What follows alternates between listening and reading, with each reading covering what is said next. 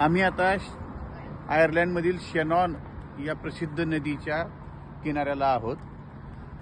इथं एक अत्यंत खरीखुरी शापाची एक कथा आहे।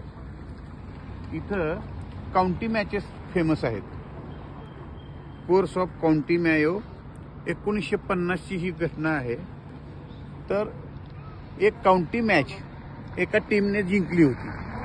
ती मॅच जिंकल्यानंतर त्याचं एक मोठं सेलिब्रेशन करण्याकरता या नदीच्या किनाऱ्याला ती टीम आलेली होती।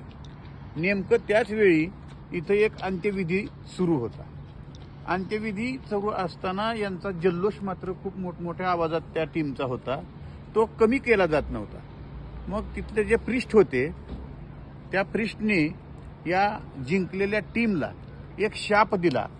1950 साली, आता 70 वर्ष होऊन गेलेली आहेत, एक असा शाप दिला की तुमच्या टीम मधला प्रत्येक सदस्य जोपर्यंत जिवंत आहे तोपर्यंत तुम्ही या अंतिम फेरी गाठणार नाहीत आणि गाठली तरी ती तुम्ही जिंकणार नाही, अशा प्रकारचा शाप दिला।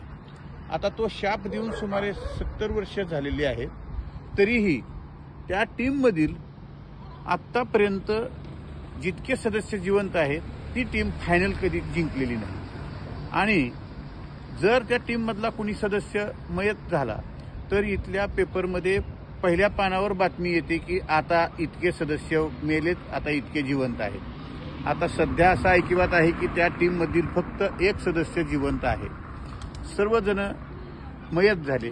परंतु आजपर्यंत त्या टीमला कधीही यश मिळालेलं नाही, म्हणजे तो शाप खरा ठरलेला आहे, अशी एक कथा आहे। बघा, आपण अंधश्रद्धा वगैरे म्हणतो, परंतु ही घटना मात्र सत्य आहे आणि त्यावर सर्व लोकांचा विश्वास आहे। आता पुढे तुम्ही ठरवा।